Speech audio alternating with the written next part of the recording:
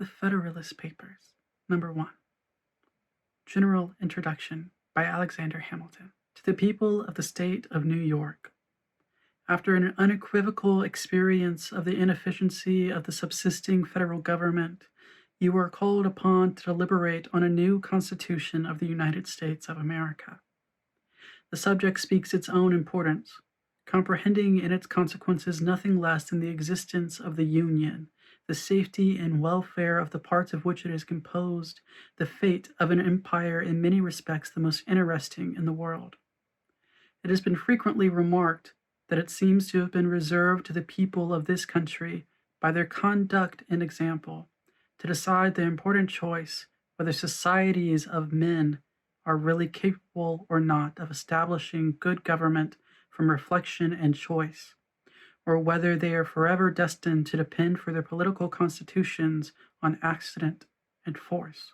If there be any truth in the remark, the crisis at which we are arrived may with propriety be regarded as the era in which that decision is to be made, and a wrong election of the part we shall act may, in this view, deserve to be considered as the general misfortune of mankind.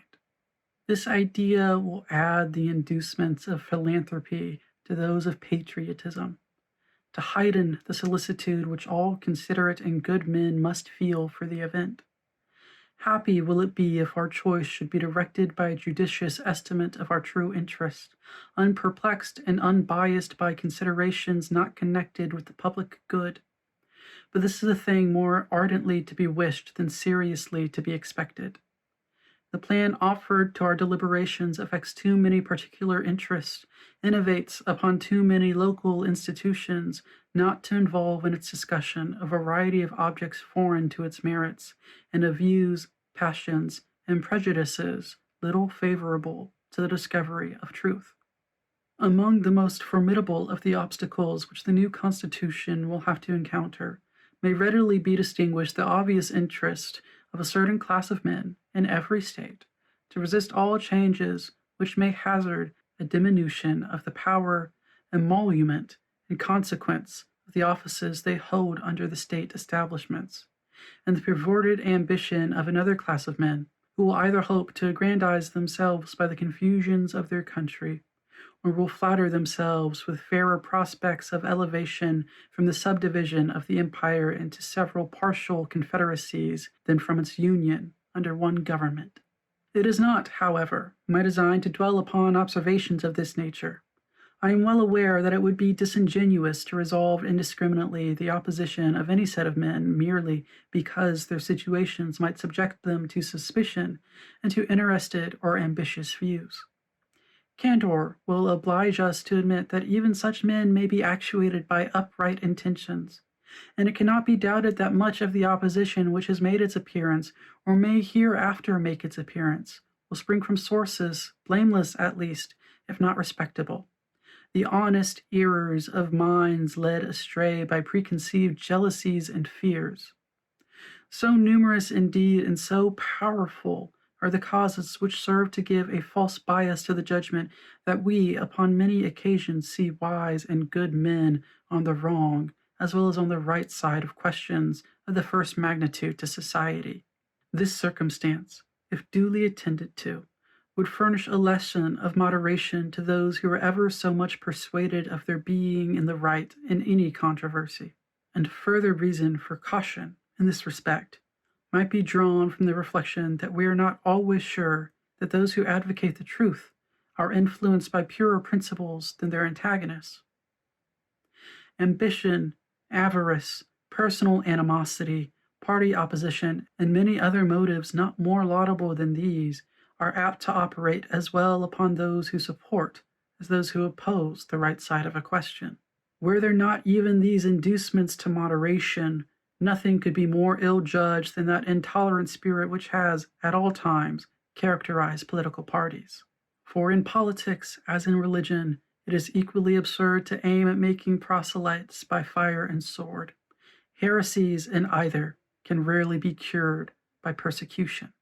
And yet, however these sentiments will be allowed to be, We have already sufficient indications that it will happen in this as in all former cases of great national discussion. A torrent of angry and malignant passions will be let loose. To judge from the conduct of the opposite parties, we shall be led to conclude that they will mutually hope to evince the justness of their opinions, and to increase the number of their converts by the loudness of their declamations and the bitterness of their invectives. An enlightened zeal for the energy and efficiency of government will be stigmatized as the offspring of a temper fond of despotic power and hostile to the principles of liberty. An over-scrupulous jealousy of danger to the rights of the people, which is more commonly the fault of the head than of the heart, will be represented as mere pretense and artifice, the stale bait for popularity at the expense of the public good. It will be forgotten, on the one hand, that jealousy is the usual concomitant of love, and that the noble enthusiasm of liberty is apt to be infected with a spirit of narrow and illiberal distrust. On the other hand, it will be equally forgotten that the vigor of government is essential to the security of liberty, that, in the contemplation of a sound and well-informed judgment, their interest can never be separated, and that a dangerous ambition more often lurks behind the specious mask of zeal for the rights of the people than under the forbidden appearance of zeal for the firmness and efficiency of government. History will teach us that the former has been found a much more certain road to the introduction of despotism than the latter, and that of those men who have overturned the liberties of republics, the greatest number have begun their career by paying an obsequious court to the people, commencing demagogues and ending tyrants.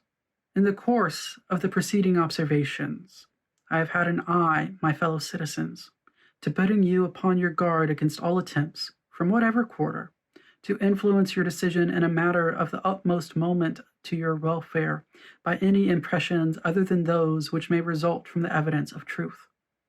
You will, no doubt, at the same time, have collected from the general scope of them that they proceed from a source not unfriendly to the new Constitution. Yes, my countrymen, I own to you that, after having given it an attentive consideration, I am clearly of opinion it is your interest to adopt it. I am convinced that this is the safest course for your liberty, your dignity, and your happiness. I affect not reserves which I do not feel. I will not amuse you with an appearance of deliberation when I have decided. I frankly acknowledge to you my convictions, and I will freely lay before you the reasons on which they are founded. The consciousness of good intentions disdains ambiguity. I shall not, however, multiply professions on this head. My motives must remain in the depository of my own breast. My arguments will be open to all and may be judged by all. They shall at least be offered in a spirit which will not disgrace the cause of truth. I propose, in a series of papers, to discuss the following interesting particulars: the utility of the Union to your political prosperity, the insufficiency of the present Confederation to preserve that Union, the necessity of a government at least equally energetic with the one proposed. To the attainment of this object, the conformity of the proposed Constitution to the true principles of republican government, its analogy to your own state constitution. And lastly, the additional security which its adoption will afford to the preservation of that species of government, to liberty, and to property. In the progress of this discussion, I shall endeavor to give a satisfactory answer to all of the objections which shall have made their appearance that may seem to have any claim to your attention. It may perhaps be thought superfluous to offer arguments to prove the utility of the Union, a point no doubt deeply engraved on the hearts of the great body of the people in every state, and one which, it may be imagined, has no adversaries. But the fact is that we already hear it whispered in the private circles of those who oppose the new Constitution, that the 13 states are of too great extent for any general system, and that we must of necessity resort to separate confederacies of distinct portions of the whole. This doctrine will, in all probability, be gradually propagated till it has votaries enough to countenance an open avowal of it. For nothing can be more evident to those who are able to take in a large view of the subject than the alternative of an adoption of the new Constitution or dismemberment of the Union. It will therefore be of use to begin by examining the advantages of that union, the certain evils and the probable dangers to which every state will be exposed from its dissolution. This shall accordingly constitute the subject of my next address. Federalist number 2, Concerning Dangers from Foreign Force and Influence, by John Jay. To the people of the state of New York. When the people of America reflect that they are now called upon to decide a question which in its consequences must prove one of the most important that ever engaged their attention, the propriety of their taking a very comprehensive as well as a very serious view of it will be evident. Nothing is more certain than the indispensable necessity of government, and it is equally undeniable that whenever and however it is instituted, the people must cede to it some of their natural rights in order to vest it with requisite powers. It is well worthy of consideration, therefore, whether it would conduce more to the interest of the people of America that they should, to all general purposes, be one nation, under one federal government, or that they should divide themselves into separate confederacies and give to the head of each the same kind of powers which they are advised to place in one national government. It has until lately been a received and uncontradicted opinion that the prosperity of the people of America depended on their continuing firmly united, and the wishes, prayers, and efforts of our best and wisest citizens have been constantly directed to that object. But politicians now appear who insist that this opinion is erroneous, and that instead of looking for safety and happiness in union, we ought to seek it in a division of the states into distinct confederacies or sovereignties. However extraordinary this new doctrine may appear, it nevertheless has its advocates, and certain characters who were much opposed to it formerly are at present of the number. Whatever may be the arguments or inducements which have wrought this change in the sentiments and declarations of these gentlemen, it certainly would not be wise in the people at large to adopt these new political tenets without being fully convinced that they are founded in truth and sound policy. It has often given me pleasure to observe that independent America was not composed of detached and distant territories, but that one connected, fertile, wide-spreading country was the portion of our Western sons of liberty. Providence has in a particular manner blessed it with a variety of soils and productions, and watered it with innumerable streams, for the delight and accommodation of its inhabitants. A succession of navigable waters forms a kind of chain round its borders, as if to bind it together, while the most noble rivers in the world, running at convenient distances, present them with highways for the easy communication of friendly aids and the mutual transportation and exchange of their various commodities. With equal pleasure, I have as often taken notice that Providence has been pleased to give this one connected country to one united people, a people descended from the same ancestors, speaking the same language, professing the same religion, attached to the same principles of government, very similar in their manners and customs, and who, by their joint counsels, arms, and efforts, fighting side by side throughout a long and bloody war, have nobly established general liberty and independence. This country and this people seem to have been made for each other, and it appears as if it was the design of Providence that an inheritance so proper and convenient for branded brethren, united to each other by the strongest ties, should never be split into a number of unsocial, jealous, and alien sovereignties. Similar sentiments have hitherto prevailed among all orders and denominations of men among us. To all general purposes, we have uniformly been one people, each individual citizen everywhere enjoying the same national rights, privileges, and protection. As a nation, we have made peace and war. As a nation, we have vanquished our common enemies. As a nation, we have formed alliances and made treaties, and entered into various compacts and conventions with foreign states.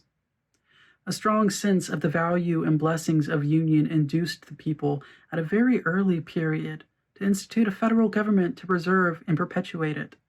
They formed it almost as soon as they had a political existence, nay, At a time when their habitations were in flames, when many of their citizens were bleeding, and when the progress of hostility and desolation left little room for those calm and mature inquiries and reflections which must ever precede the formation of a wise and well-balanced government for a free people. It is not to be wondered at that a government instituted in times so inauspicious should on experiment be found greatly deficient and inadequate to the purpose it was intended to answer. This intelligent people perceived and regretted these defects. Still continuing no less attached to union than enamored of liberty, they observed the danger which immediately threatened the former, and more remotely the latter.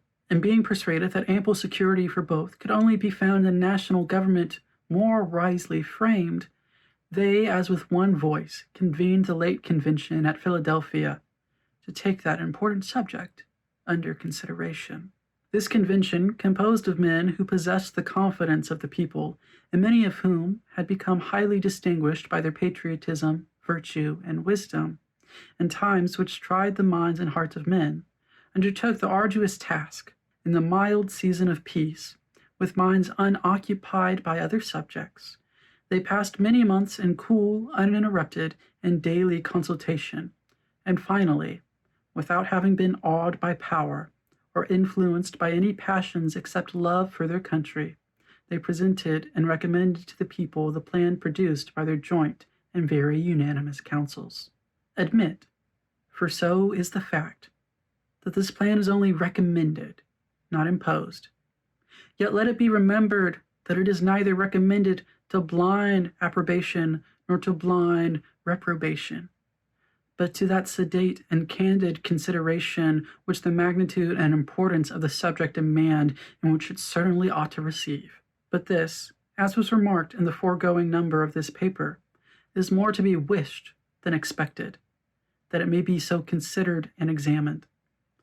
Experience on a former occasion teaches us not to be too sanguine in such hopes. It is not yet forgotten that well-grounded apprehensions of imminent danger induced the people of America to form the memorable Congress of 1774. That body recommended certain measures to their constituents, and the event proved their wisdom. Yet it is fresh in our memories how soon the press began to teem with pamphlets and weekly papers against those very measures. Not only many of the officers of government who obeyed the dictates of personal interest, but others, from a mistaken estimate of consequences or the undue influence of former attachments, or whose ambition aimed at objects which should not correspond with the public good, were indefatigable in their efforts to persuade the people to reject the advice of that patriotic Congress. Many, indeed, were deceived and deluded, but the great majority of the people reasoned and decided judiciously, and happy they are in reflecting that they did so. They considered that the Congress was composed of many wise and experienced men, that, being convened from different parts of the country, they brought with them and communicated to each other a variety of useful information, that, in the course of the time they passed together in inquiring into and discussing the true interests of their country, they must have acquired very accurate knowledge on that head, that they were individually interested in the public liberty and prosperity, and therefore that it was not less their inclination than their duty to recommend only such measures as, after the most mature deliberation, they really thought prudent and advisable. These, and similar considerations, then induced the people to rely greatly on the judgment and integrity of the Congress, and they took their advice, notwithstanding the various arts and endeavors used to deter them from it. But if the people at large had reason to confide in the men of that Congress, few of whom had been fully tried or generally known, still greater reason have they now to respect the judgment and advice of the convention, for it is well known that some of the most distinguished members of that Congress, who have been since tried and justly approved for patriotism and abilities, and who have grown old in acquiring political information, were also members of this convention, and carried into it their accumulated knowledge and experience.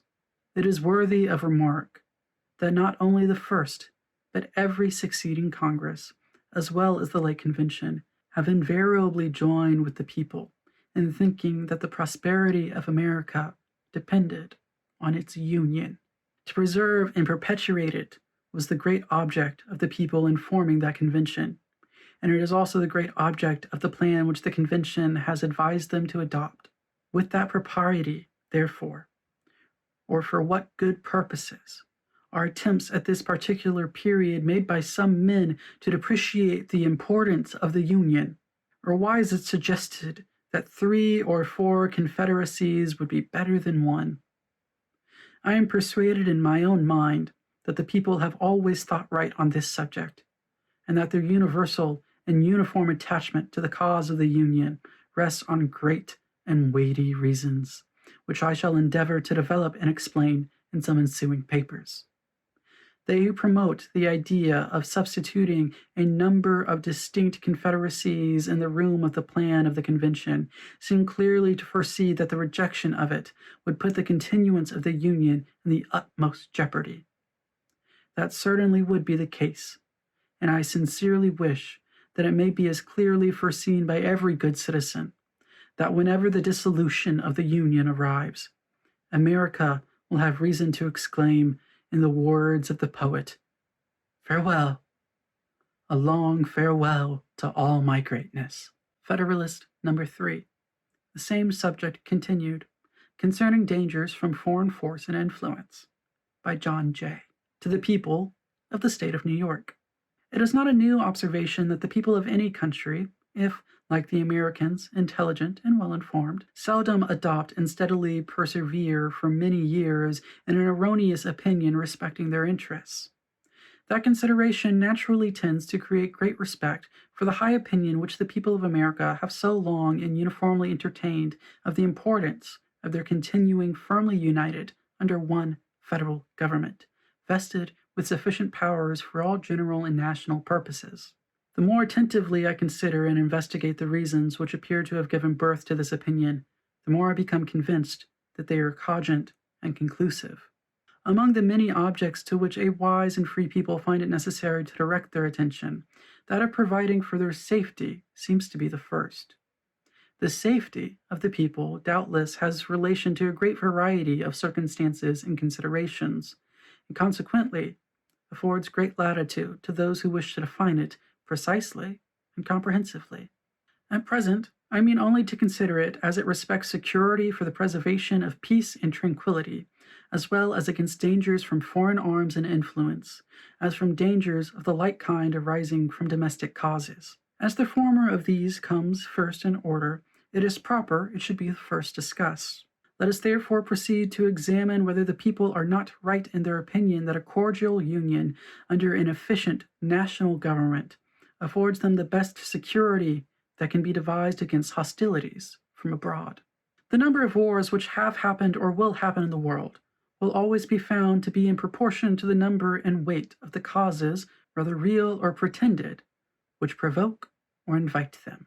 If this remark be just, it becomes useful to inquire whether so many just causes of war are likely to be given by united America as by disunited America. For if it should turn out that united America will probably give the fewest, then it will follow that in this respect the Union tends most to preserve the people in a state of peace with other nations. The just causes of war, for the most part, arise either from violation of treaties or from direct violence. America has already formed treaties with no less than 6 foreign nations, and all of them, except Prussia, are maritime, and therefore able to annoy and injure us. She has also extensive commerce with Portugal, Spain, and Britain, and, with respect to the latter two, has, in addition, the circumstance of neighborhood to attend to. It is of high importance to the peace of America that she observe the laws of nations toward all these powers, and to me it appears evident that this will be more perfectly and punctually done by one national government than it could be either by 13 separate states or by 3 or 4 distinct confederacies. Because when once an efficient national government is established, the best men in the country will not only consent to serve, but also will generally be appointed to manage it. For, although town or country or other contracted influence may place men in state assemblies or senates or courts of justice or executive departments, yet more general and extensive reputation for talents and other qualifications will be necessary to recommend men to offices under the national government, especially as it will have the widest field for choice and never experience that want of proper persons which is not uncommon in some of the states. Hence, it will result that the administration, the political councils, and the judicial decisions of the national government will be more wise, systematical, and judicious than those of individual states, and consequently more satisfactory with respect to other nations, as well as more safe with respect to us. Because, under the national government, treaties and articles of treaties, as well as the laws of nations, will always be expounded in one sense and executed in the same manner, whereas adjudications on the same points and questions in 13 states or in 3 and 4 confederacies will not always be consistent, and that, as well from the variety of independent courts and judges appointed by different and independent governments, as from the different local laws and interests which may affect and influence them. The wisdom of the convention in committing such questions to the jurisdiction and judgment of courts appointed by and responsible only to one national government cannot be too much commended.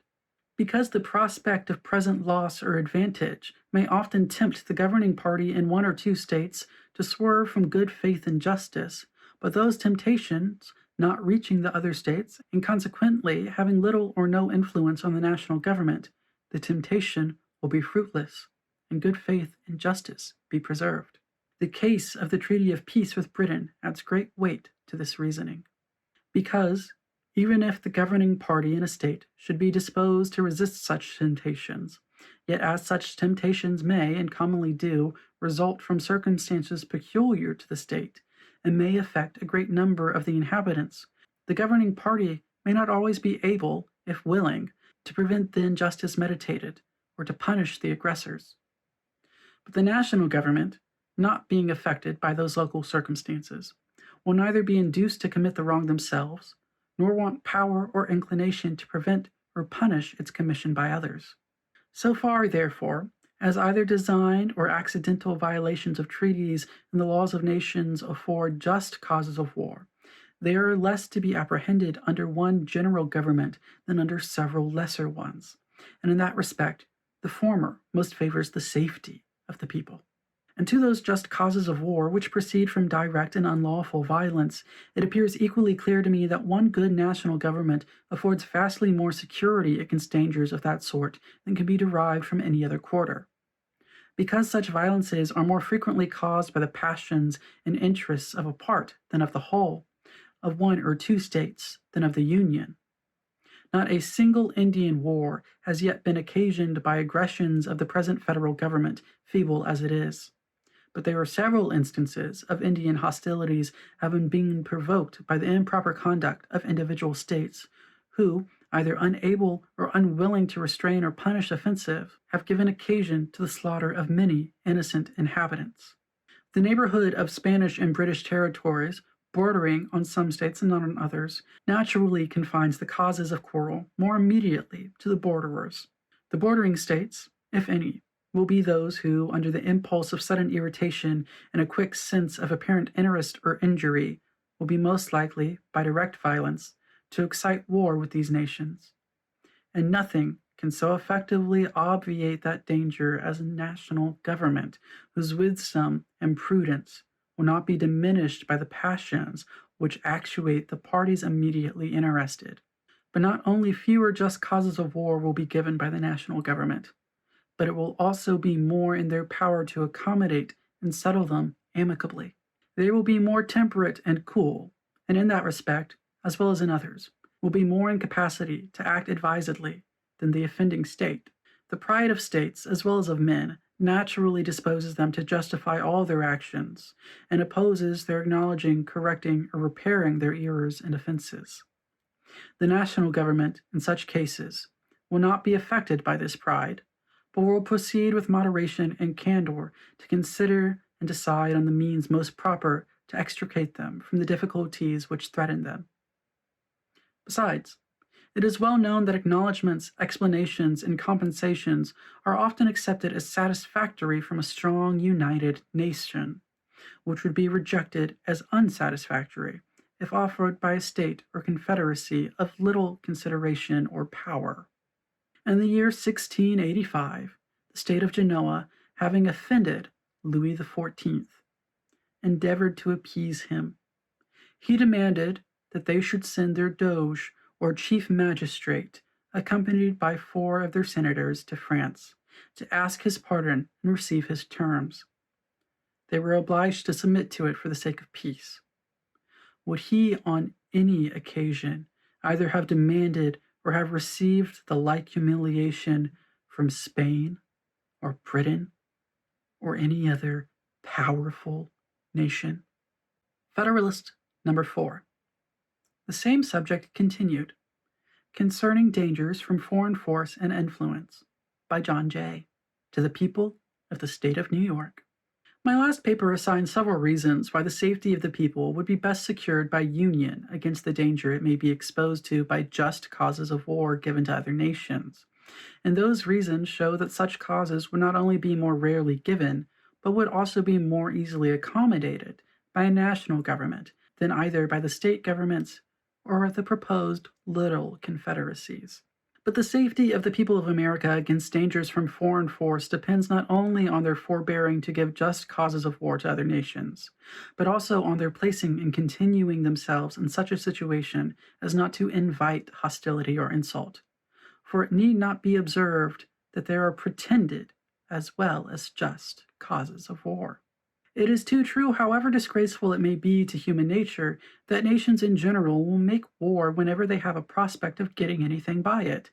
Nay, absolute monarchs will often make war when their nations are to get nothing by it, but for the purposes and objects merely personal, such as thirst for military glory, revenge for personal affronts, ambition, or private compacts to aggrandize or support their particular families or partisans.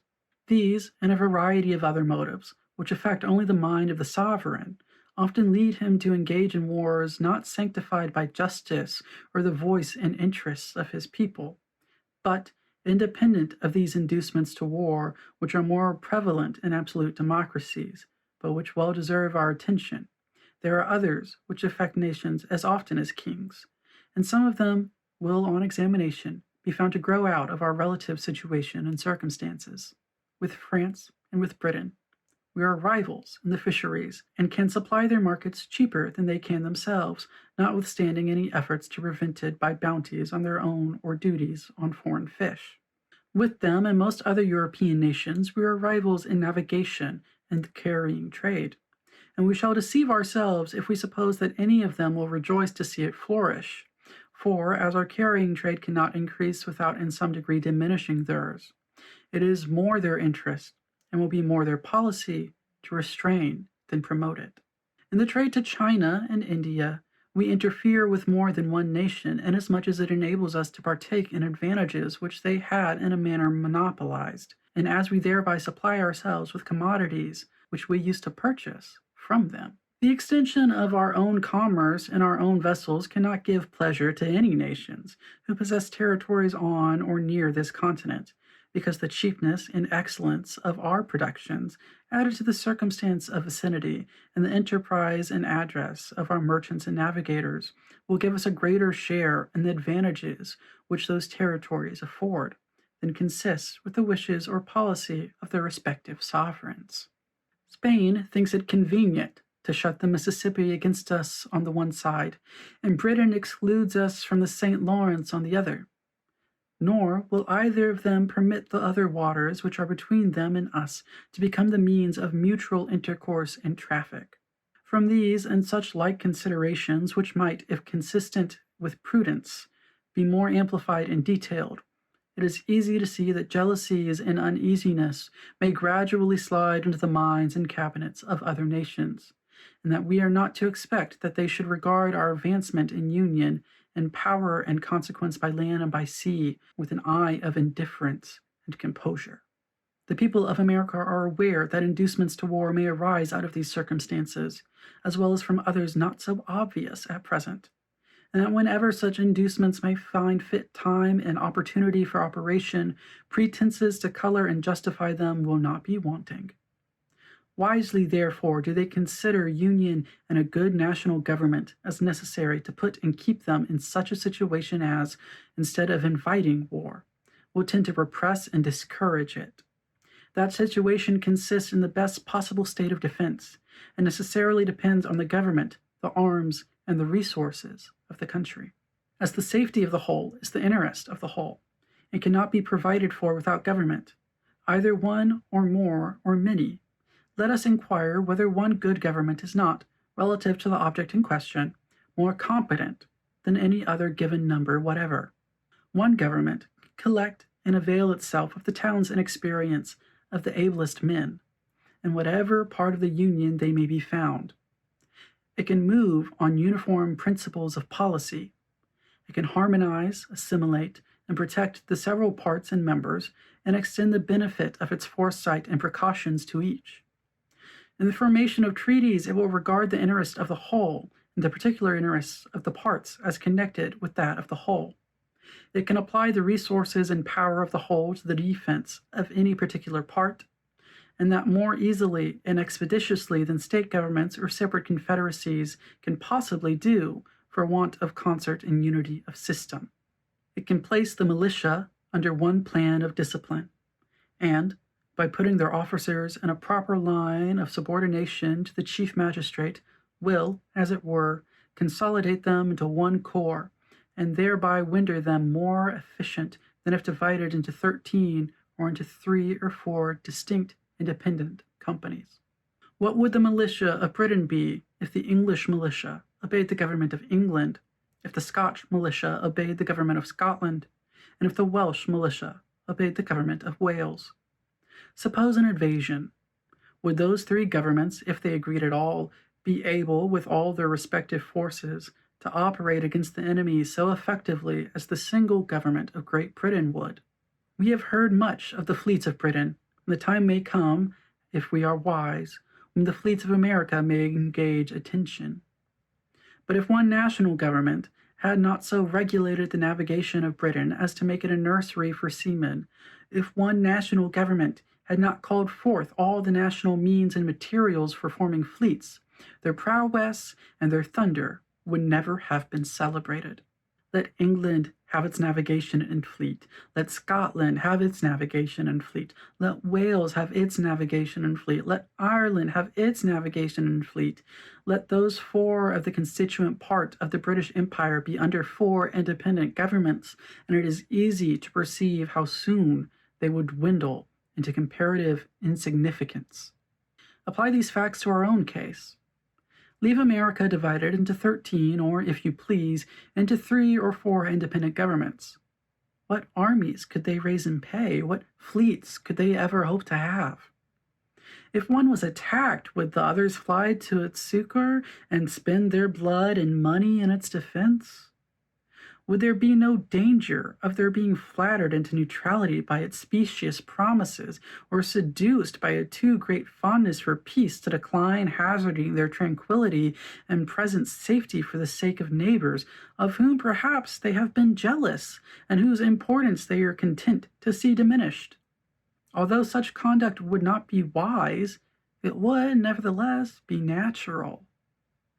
The history of the states of Greece and of other countries abounds with such instances, and it is not improbable that what has so often happened would, under similar circumstances, happen again. But admit that they might be willing to help the invaded state or confederacy. How and when, and in what proportion shall aids of men and money be afforded? Who shall command the allied armies, and from which of them shall he receive his orders?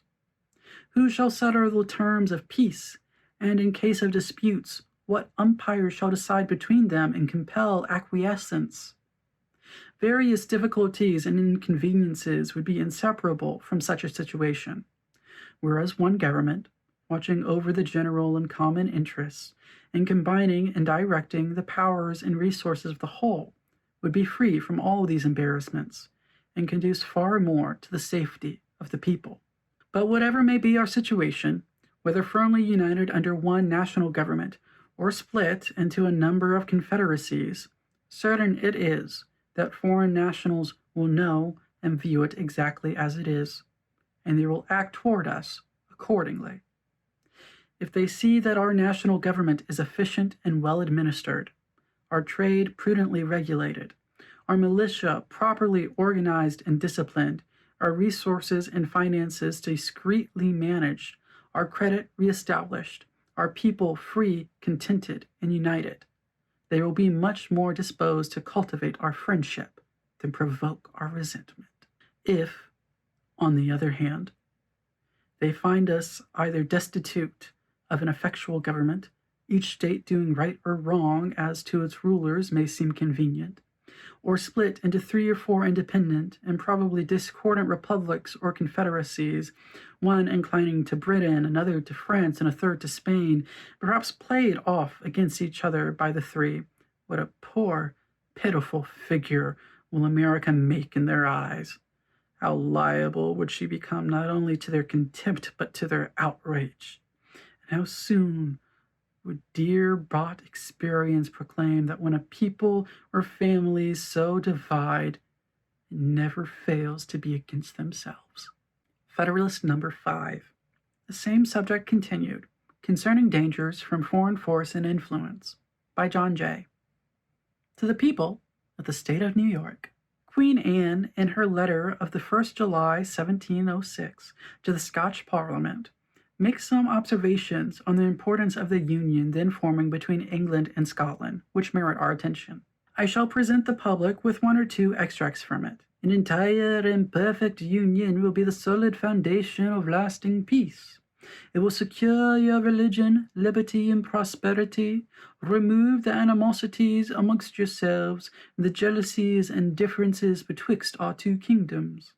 It must increase your strength, riches, and trade, and by this union the whole island, being joined in affection and free from all apprehensions of different interest, will be enabled to resist all its enemies.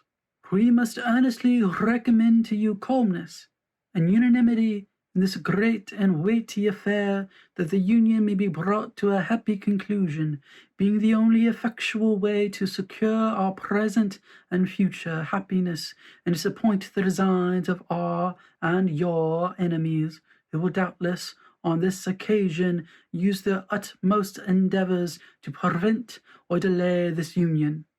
It was remarked in the preceding paper that weakness and divisions at home would invite dangers from abroad, and that nothing would tend more to secure us from them than union, strength, and good government within ourselves. This subject is copious and cannot easily be exhausted. The history of Great Britain is the one with which we are in general the best acquainted, and it gives us many useful lessons. We may profit by their experience without paying the price which it cost them. Although it seems obvious to common sense that the people of such an island should be but one nation, yet we find that they were for ages divided into 3, and that those 3 were almost constantly embroiled in quarrels and wars with one another. Notwithstanding their true interest with respect to the continental nations was really the same, yet by the arts and policy and practices of those nations, their mutual jealousies were perpetually kept inflamed. For a long series of years, they were far more inconvenient and troublesome than they were useful in assisting to each other. Should the people of America divide themselves into 3 or 4 nations, would not the same thing happen? Would not similar jealousies arise and be in like manner cherished? Instead of their being joined in affection and free from all apprehension of different interests, envy and jealousy would soon extinguish confidence and affection, and the partial interests of each confederacy, instead of the general interests of all America, would be the only objects of their policy and pursuits. Hence, like most other bordering nations, they would always be either involved in disputes and war, or live in the constant apprehension of them. The most sanguine advocates for 3 or 4 confederacies cannot reasonably suppose that they would long remain exactly on an equal footing in point of strength, even if it was possible to form them so at first. But, admitting that to be practicable, yet what human contrivance can secure the continuance of such equality? Independent of those local circumstances which tend to beget and increase power in one part and to impede its progress in another, we must advert to the effects of that superior policy and good management, which would probably distinguish the government of one above the rest, and by which their relative equality in strength and consideration would be destroyed. For it cannot be presumed that the same degree of sound policy, prudence, and foresight would uniformly be observed by each of these confederacies for a long succession of years. Whenever, and from whatever causes it might happen, and happen it would, that any one of these nations or confederacies should rise on the scale of political importance much above the degree of her neighbors, that moment would those neighbors behold her with envy and with fear. Both those passions would lead them to countenance, if not to promote, whatever might promise to diminish her importance, and would also restrain them from measures calculated to advance or even secure her prosperity. Much time would not be necessary to enable her to discern these unfriendly dispositions.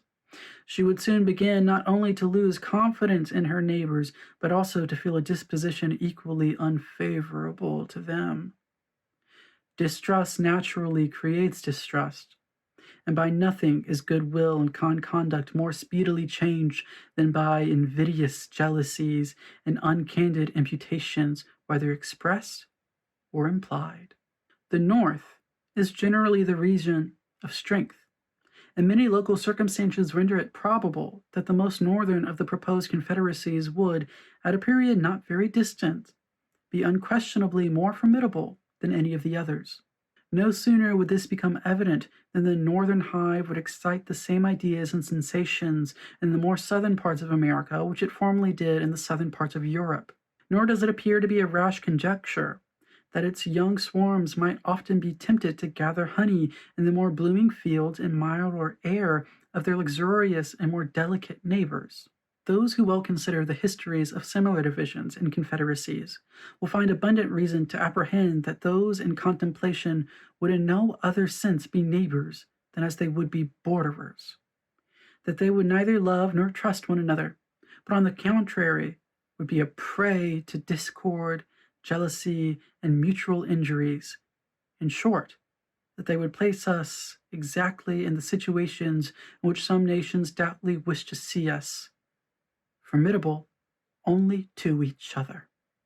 From these considerations, it appears that those gentlemen are greatly mistaken who suppose that alliances offensive and defensive might be formed between these confederacies, and would produce that combination and union of wills, of arms, and of resources, which would be necessary to put and keep them in a formidable state of defense against foreign enemies. When did the independent states, into which Britain and Spain were formerly divided, combine in such alliance or unite their forces against a foreign enemy? The proposed confederacies will be distinct nations. Each of them would have its commerce with foreigners to regulate by distinct treaties, and as their productions and commodities are different and proper for different markets, so would those treaties be essentially different. Different commercial concerns must create different interests, and of course different degrees of political attachment to and connection with different foreign nations. Hence, it might and probably would happen that the foreign nation with whom the Southern Confederacy might be at war would be the one with whom the Northern Confederacy would be the most desirous of preserving peace and friendship.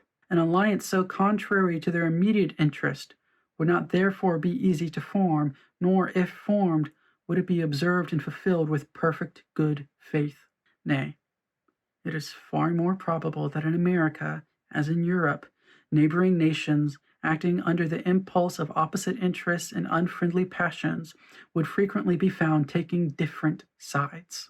Considering our distance from Europe, it would be more natural for these confederacies to apprehend danger from one another than from distant nations, and therefore that each of them should be more desirous to guard against the others by the aid of foreign alliances than to guard against foreign dangers by alliances between themselves. And here let us not forget how much more easy it is to receive foreign fleets into our ports and foreign armies into our country than it is to persuade or compel them to depart. How many conquests did the Romans and others make in the characters of allies, and what innovations did they under the same character introduce into the governments of those whom they pretended to protect? Let candid men judge, then, whether the division of America into any given number of independent sovereignties would tend to secure us against the hostilities and improper interference of foreign nations. Hi, thank you so much for listening or watching, just for tuning in. Like, comment, subscribe if you feel like it. That really helps out me and the channel. Join me over on Patreon if you would like, where you'll be able to get these videos earlier, as well as early access to other content from my other channels. You'll also be able to have a voice in what other things I will be reading and uploading. You can also pick up copies of my books, Butterfly Snuff and A Museum of Art and Eggs, 2 poetry collections, available wherever you get your ebooks and in paperback and hardback on Amazon. Thank you. I'll see you next time. Federalist Paper number 6, Concerning Dangers from Dissensions Between the States, by Alexander Hamilton. To the people at the State of New York.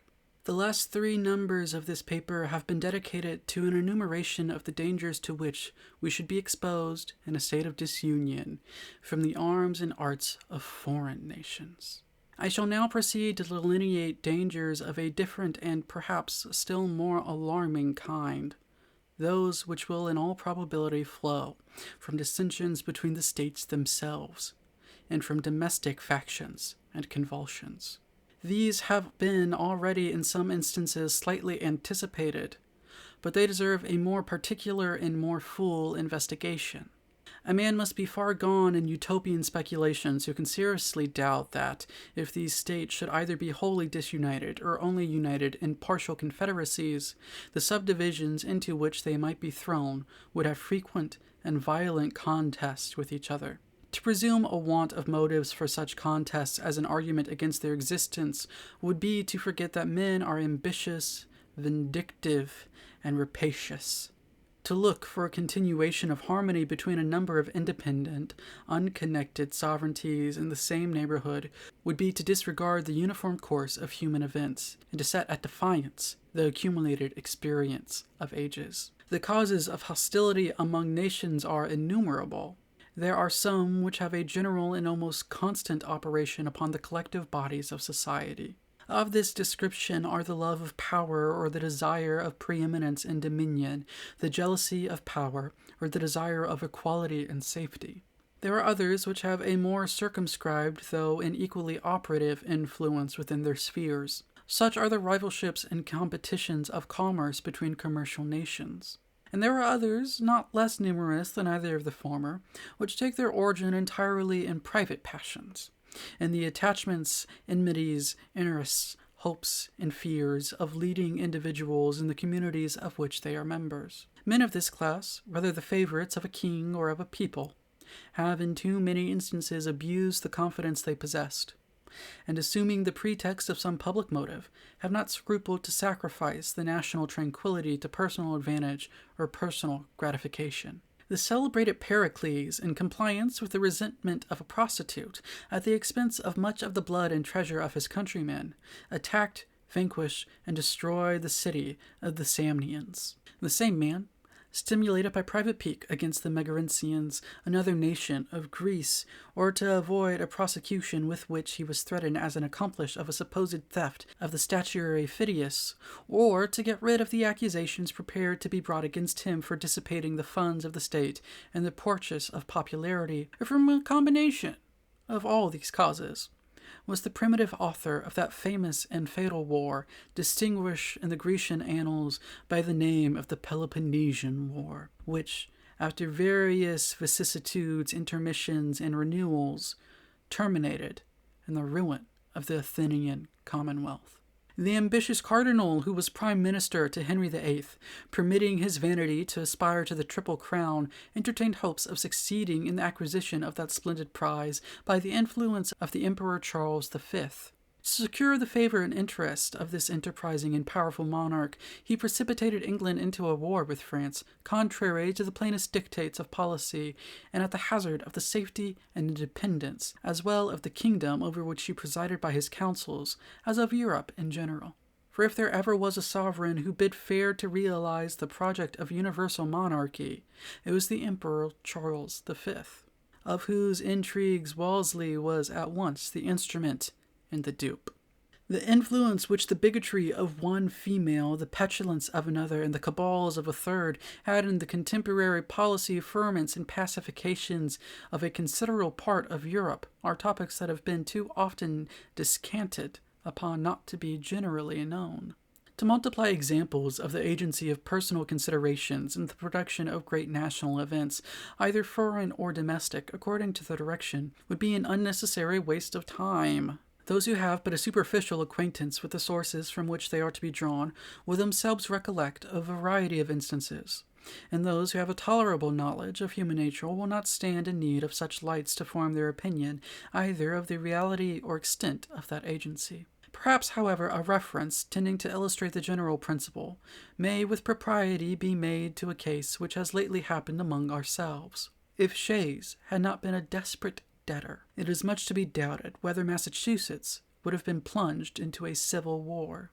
But notwithstanding the concurring testimony of experience in this particular, there are still to be found visionary or designing men who stand ready to advocate the paradox of perpetual peace between the states, though dismembered and alienated from each other. The genius of republics, say they, is pacific. The spirit of commerce has a tendency to soften the manners of men and to extinguish those inflammable humors which have so often kindled into wars. Commercial republics like ours will never be disposed to waste themselves in ruinous contentions with each other. They will be governed by mutual interest, and will cultivate a spirit of mutual amity and concord. Is it not, we may ask these projectors in politics, the true interest of all nations to cultivate the same benevolent and philosophic spirit? If this be their true interest, have they in fact pursued it? Has it not, on the contrary, invariably been found that momentary passions and immediate interest have a more active and imperious control over human conduct than general or remote considerations of policy, utility, or justice? Have republics in practice been less addicted to war than monarchies? Are not the former administered by men as well as the latter? Are there not aversions, predilections, rivalships, and desires of unjust acquisitions that affect nations as well as kings? Are not popular assemblies frequently subject to the impulses of rage, resentment, jealousy, avarice, and of other irregular and violent propensities? Is it not well known that their determinations are often governed by a few individuals in whom they place confidence, and are, of course, liable to be tinctured by the passions and views of those individuals? Has commerce hitherto done anything more than change the objects of war?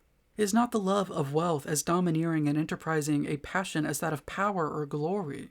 Have there not been as many wars founded upon commercial motives since that has become the prevailing system of nations, as were before occasioned by the cupidity of territory or dominion? Has not the spirit of commerce, in many instances, administered new incentives to the appetite, both for the one and for the other? Let experience, the least fallible guide of human opinions, be appealed to for an answer for these inquiries. Sparta, Athens, Rome, and Carthage were all republics. Two of them, Athens and Carthage, of the commercial kind. Yet were they as often engaged in wars, offensive and defensive, as the neighboring monarchies of the same times. Sparta was little better than a well-regulated camp, and Rome was never sated of carnage and conquest. Carthage, though a commercial republic, was the aggressor in the very war that ended in her destruction. Hannibal had carried her arms into the heart of Italy, into the gates of Rome, before Scipio in turn gave him an overthrow in the territories of Carthage and made a conquest of the Commonwealth. Venice, in later times, figured more than once in wars of ambition, till, becoming an object to the other Italian states, Pope Julius II found means to accomplish that formidable league which gave a deadly blow to the power and pride of this haughty republic. The provinces of Holland, till they were overwhelmed in debts and taxes, took a leading and conspicuous part in the wars of Europe.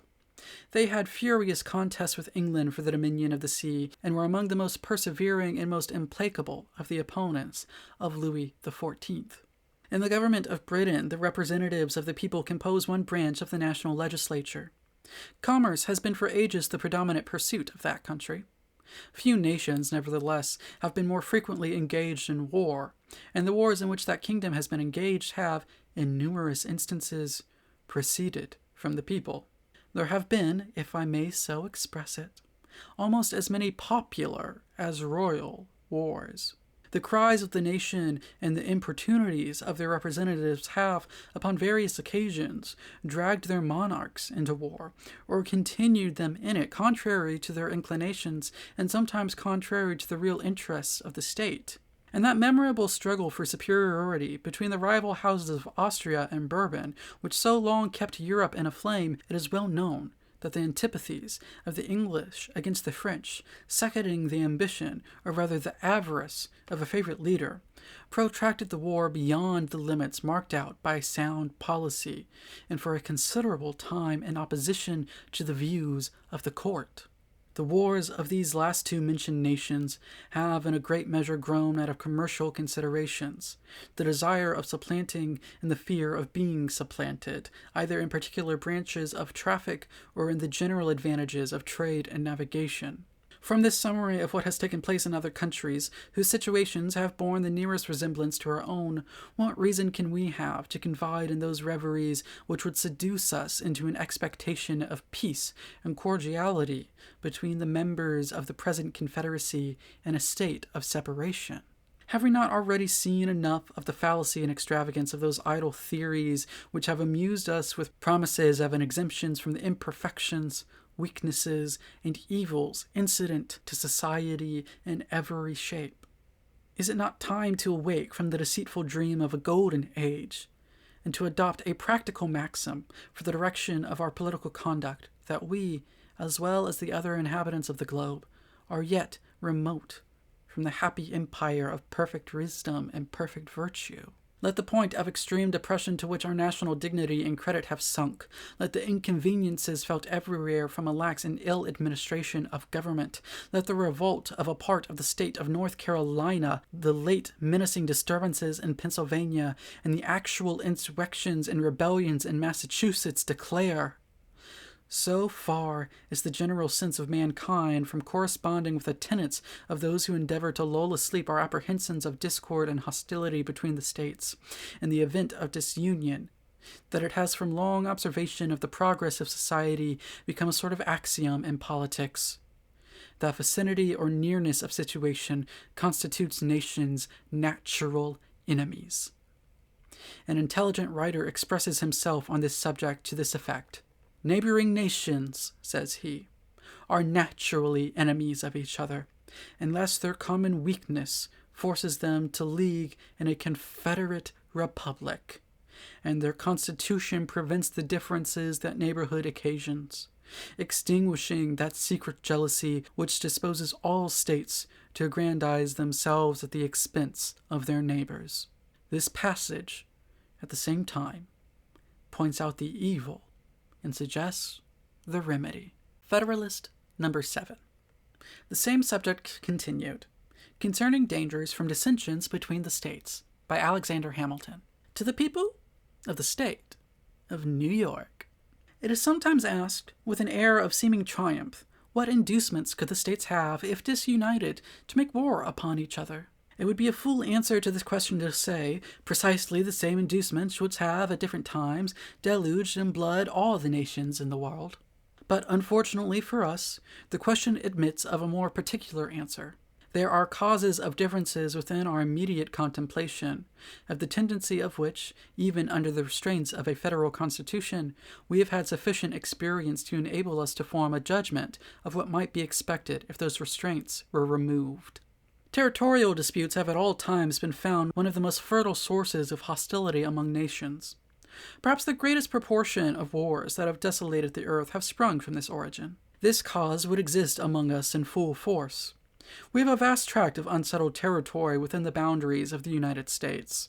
There still are discordant and undecided claims between several of them, and the dissolution of the Union would lay a foundation for similar claims between them all. It is well known that they have heretofore had serious and animated discussion concerning the rights to the lands which were ungranted at the time of the Revolution, and which usually went under the name of Crown lands.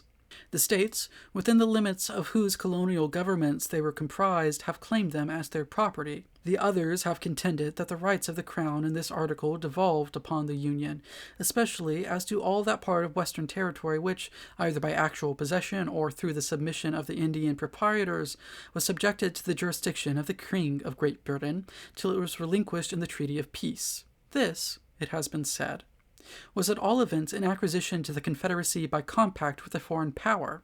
It has been the prudent policy of Congress to appease this controversy by prevailing upon the states to make cessions to the United States for the benefit of the whole. This has been so far accomplished as, under a continuation of the Union, to afford a decided prospect of an amicable termination of the dispute. A dismemberment of the Confederacy, however, would revive this dispute and would create others on the same subject. At present, a large part of the vacant Western territory is, by cession at least, if not by any interior right, the common property of the Union. If that were at an end, the states which made the cession on a principle of federal compromise would be apt, when the motive of the grant had ceased, to reclaim the lands as a reversion. The other states would no doubt insist on a proportion by right of representation.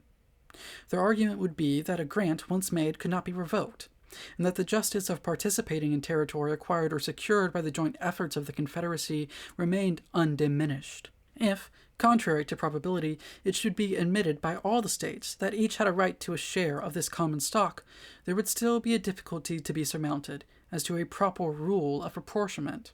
Different principles would be set up by different states for this purpose, and as they would affect the opposite interests of the parties, they might not easily be susceptible of a pacific adjustment.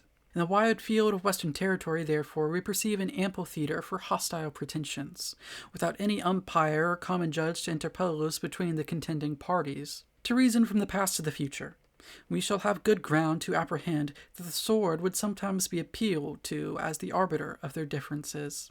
The circumstances of the dispute between Connecticut and Pennsylvania respecting the land at Wyoming admonish us not to be sanguine in expecting an easy accommodation of such differences. The Articles of Confederation obliged the parties to submit the matter to the decision of a federal court. The submission was made, and the court decided in favor of Pennsylvania. But Connecticut gave strong indications of dissatisfaction with that determination, nor did she appear to be entirely resigned to it, till, by negotiation and management, something like an equivalent was found for the loss she supposed herself to have sustained. Nothing here said is intended to convey the slightest censure on the conduct of that state. She no doubt sincerely believed herself to have been injured by the decision, and states, like individuals, acquiesce with great reluctance in determinations to their disadvantage. Those who had an opportunity of seeing the inside of the transactions which attended the progress of the controversy between this state and the District of Vermont can vouch the opposition we experienced, as well from states not interested as from those which were interested in the claim, and can attest the danger to which the peace of the Confederacy might have been exposed had the state attempted to assert its rights by force. Two motives preponderated in that opposition. 1. A jealousy entertained of our future power, and the other, the interest of certain individuals of influence in the neighboring states, who had obtained grants of lands under the actual government of that district. Even the states which brought forward claims in contradiction to ours seemed more solicitous to dismember this state than to establish their own pretensions. These were New Hampshire, Massachusetts, and Connecticut. New Jersey and Rhode Island, upon all occasions, discovered a warm zeal for the independence of Vermont, and Maryland, till alarmed by the appearance of a connection between Canada and that state, entered deeply into the same views.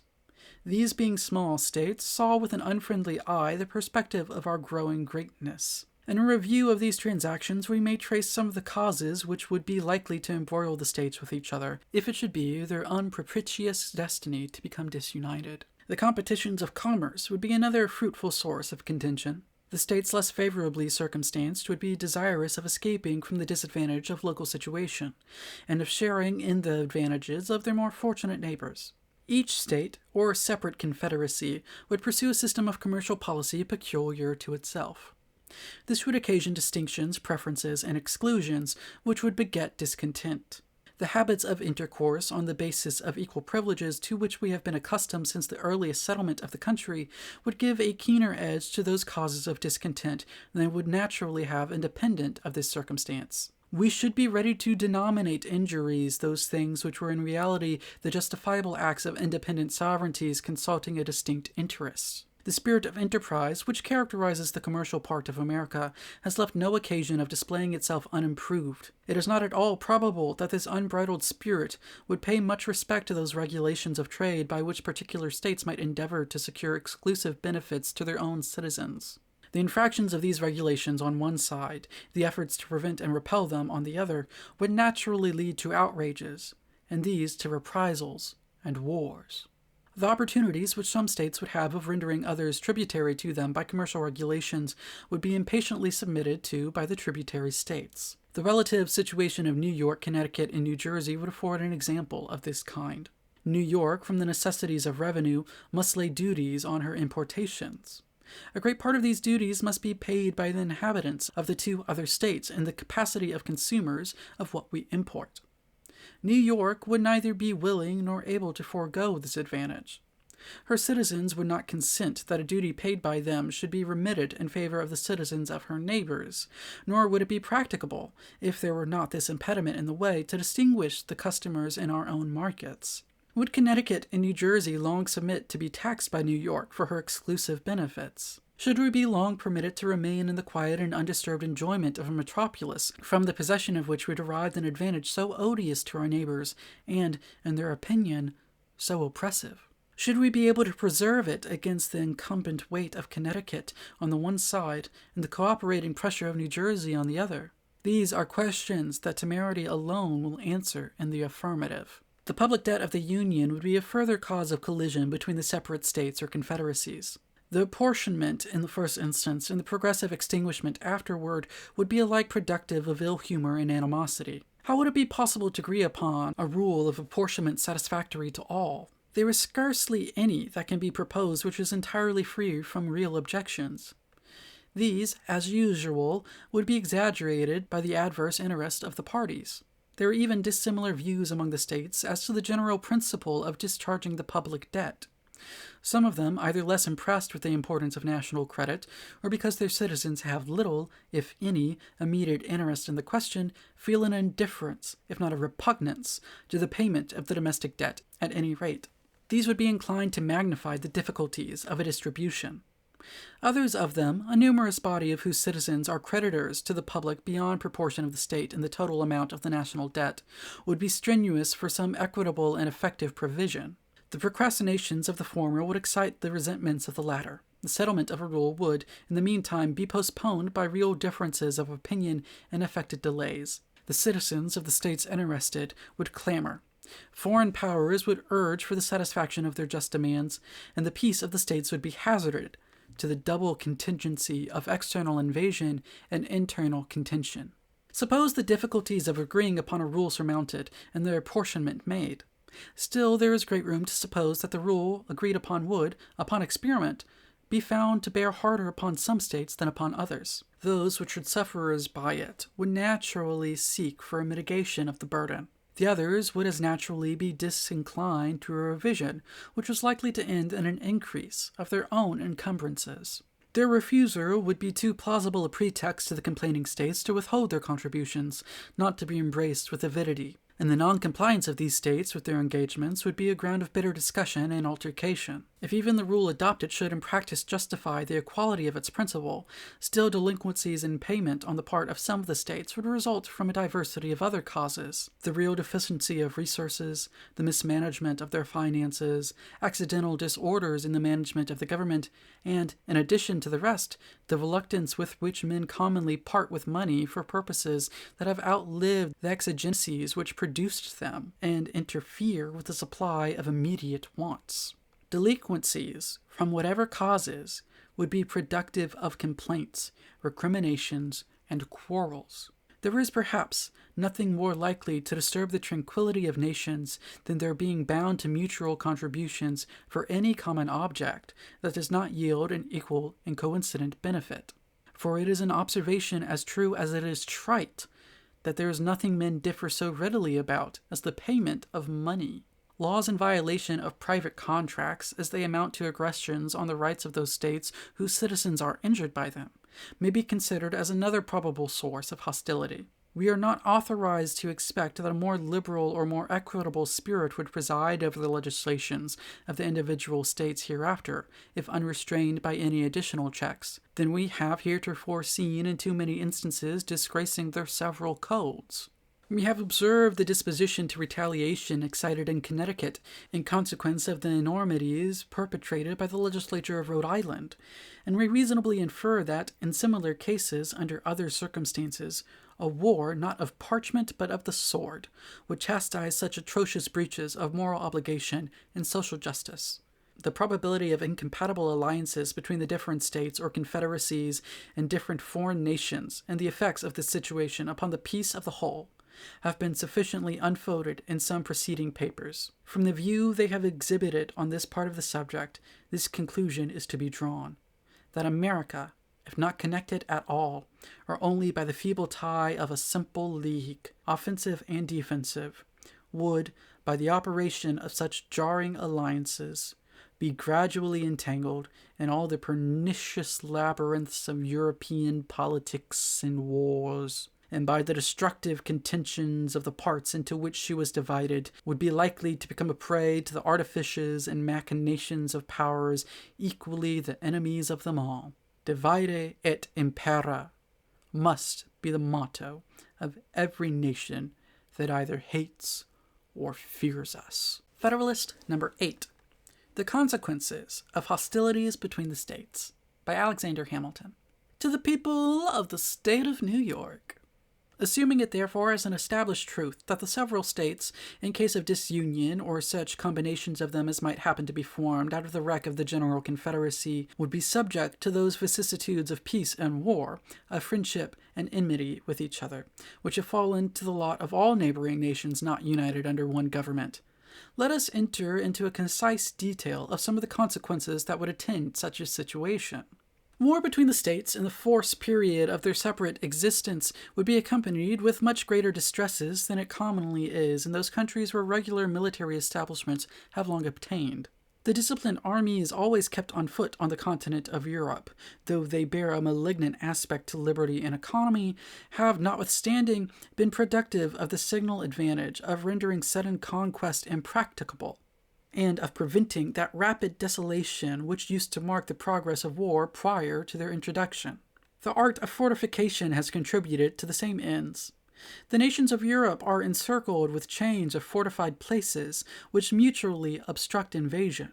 Campaigns are wasted in reducing 2 or 3 frontier garrisons to gain admittance into an enemy's country. Similar impediments occur at every step to exhaust the strength and delay the progress of an invader. Formerly, an invading army would penetrate into the heart of a neighboring country almost as soon as intelligence of its approach could be received.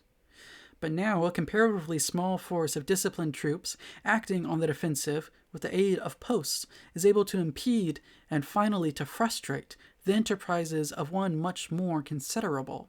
The history of war in that quarter of the globe is no longer a history of nations subdued and empires overturned, but of towns taken and retaken, of battles that decide nothing, of retreats more beneficial than victories, of much effort and little acquisition. In this country, the scene would be altogether reversed. The jealousy of military establishments would postpone them as long as possible.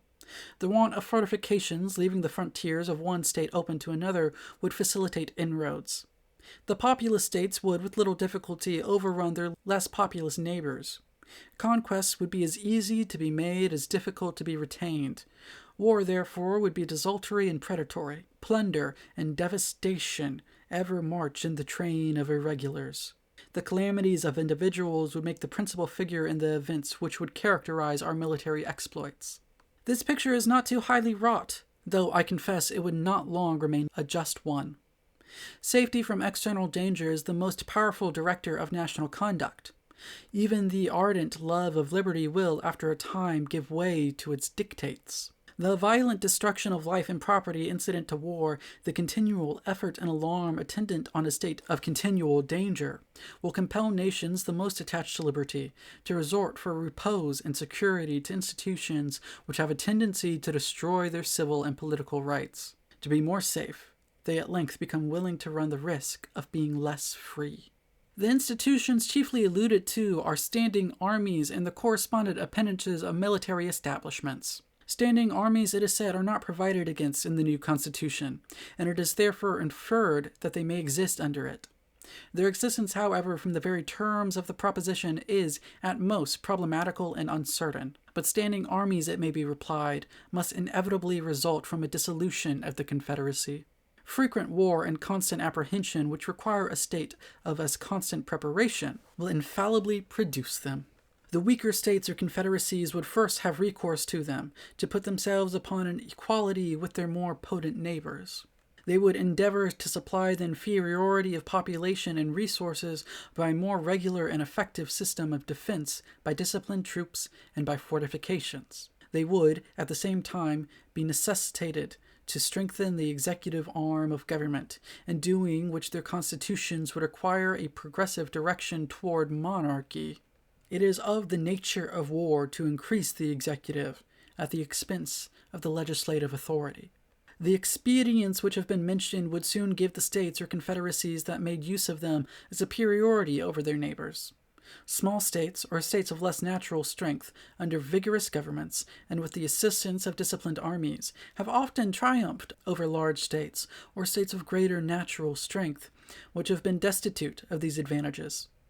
Neither the pride nor the safety of more important states or confederacies would permit them long to submit to this mortifying and adventitious superiority. They would quickly resort to means similar to those by which it had been effected to reinstate themselves in their lost preeminence. Thus we should, in a little time, see established in every part of this country the same engines of despotism which have long been the scourge of the old world. This, at least, would be the natural course of things, and our reasonings will be the more likely to be just in proportion as they are accommodated to this standard.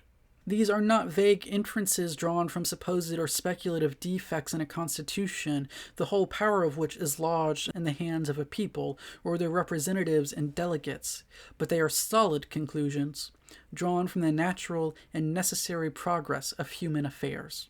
It may perhaps be asked by way of objection to this, why did not standing armies spring up out of the contentions which so often distracted the ancient republics of Greece? Different answers, equally satisfactory, may be given to this question.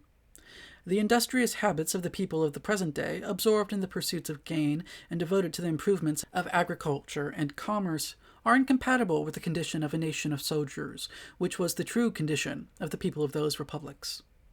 The means of revenue, which have been so greatly multiplied by the increase of gold and silver, and of the arts of industry and the science of finance, which is the offspring of modern times, concurring with the habits of nations, have produced an entire revolution in the system of war, and have rendered disciplined armies distinct from the bodies of the citizens, the inseparable companions of frequent hostility. There is a wide difference also between military establishments in a country seldom exposed by its situation to internal invasions, and in one which is often subject to them and always apprehensive of them. The rulers of the former can have a good pretext, if they are even so inclined, to keep on foot armies so numerous as must of necessity be maintained in the latter. These armies being, in the first case rarely, if at all, called into activity for interior defense, the people are in no danger of being broken to military subordination. The laws are not accustomed to relaxations in favor of military exigencies. The civil state remains in full vigor, neither corrupted nor confounded with the principles or propensities of the other state. The smallness of the army renders the natural strength of the community as an overmatch for it, and the citizens, not habituated to look up to the military power for protection or to submit to its oppressions, neither love nor fear the soldiery. They view them with a spirit of jealous acquiescence in a necessary evil, and stand ready to resist a power which they suppose may be exerted to the prejudice of their rights. The army under such circumstances may usefully aid the magistrate to suppress a small faction or an occasional mob or insurrection, but it will be unable to enforce encroachments against the united efforts of the great body of the people. In a country in the predicament last described, the contrary of all this happens. The perpetual menacings of danger oblige the government to be always prepared to repel it, Its armies must be numerous enough for instant defense. The continual necessity for their services enhances the importance of the soldier and proportionally degrades the condition of the citizen. The military state becomes elevated above the civil. The inhabitants of territories, often the theater of war, are unavoidably subjected to frequent infringements on their rights, which serve to weaken their sense of those rights. And by degrees the people are brought to consider the soldiery not only as their protectors, but as their superiors. The transition from this disposition to that of considering them masters is neither remote nor difficult. But it is very difficult to prevail upon a people under such impressions to make a bold or effectual resistance to usurpations supported by the military power. The kingdom of Great Britain falls within the first description. An insular situation and a powerful marine guarding it in a great measure against the possibility of foreign invasion supersede the necessity of a numerous army within the kingdom. A sufficient force to make head against a sudden descent till the militia could have time to rally and embody is all that has been deemed requisite. No motive of national policy has demanded, nor would public opinion have tolerated, a larger number of troops upon its domestic establishment. There has been, for a long time past, little room for the operation of the other causes which have been enumerated as the consequences of internal war. This peculiar felicity of situation has, in a great degree, contributed to preserve the liberty which that country to this day enjoys, in spite of the prevalent venality and corruption. If, on the contrary, Britain had been situated on the continent, and had been compelled, as she would have been by that situation, to make her military establishments at home coextensive with those of the other great powers of Europe, she, like them, would in all probability be, at this day, a victim to the absolute power of a single man. 'Tis possible, though not easy, that the people of that island may be enslaved from other causes, but it cannot be by the prowess of an army so inconsiderable as that which has been usually kept up within the kingdom. If we are wise enough to preserve the Union, we may for ages enjoy an advantage similar to that of an insulated situation. Europe is at a great distance from us. Her colonies in our vicinity will be likely to continue too much disproportioned in strength to be able to give us any dangerous annoyance. Extensive military establishments cannot, in this position, be necessary to our security. But if we should be disunited, and the integral parts should either remain separated, or, which is most probable, should be thrown together into 2 or 3 confederacies, we should be, in a short course of time, in the predicament of the continental powers of Europe. Our liberties would be a prey to the means of defending ourselves against the ambition and jealousy of each other. This is an idea not superficial or futile, but solid and weighty. It deserves the most serious and mature consideration of every prudent and honest man of whatever party. If such men will make a firm and solemn pause and meditate dispassionately on the importance of this interesting idea, if they will contemplate it in all its attitudes and trace it to all its consequences, they will not hesitate to part with trivial objections to a constitution, the rejection of which would in all probability put a final period to the Union. The airy phantoms that flirt before the distempered imaginations of some of its adversaries would quickly give place to the more substantial forms of dangers, real, certain, and formidable. Federalist number 9. The utility of the Union as a safeguard against domestic faction and insurrection, by Alexander Hamilton. To the people of the state of New York. A firm union will be of the utmost moment to the peace and liberty of the states as a barrier against domestic faction and insurrection. It is impossible to read the history of the petty republics of Greece and Italy without feeling sensations of horror and disgust at the distractions with which they were continually agitated, and at the rapid succession of revolutions by which they were kept in a state of perpetual vibration between the extremes of tyranny and anarchy. If they exhibit occasional calms, these only serve as short-lived contrasts to the furious storms that are to succeed. If now and then intervals of felicity open to view, we behold them with a mixture of regret, arising from the reflection that the pleasing scenes before us are soon to be overwhelmed by the tempestuous waves of sedition and party rage. If momentary rays of glory break forth from the gloom, while they dazzle us with a transient and fleeting brilliancy, they at the same time admonish us to lament that the vices of government should pervert the direction and tarnish the luster of those bright talents and exalted endowments for which the favored soils that produced them have been so justly celebrated.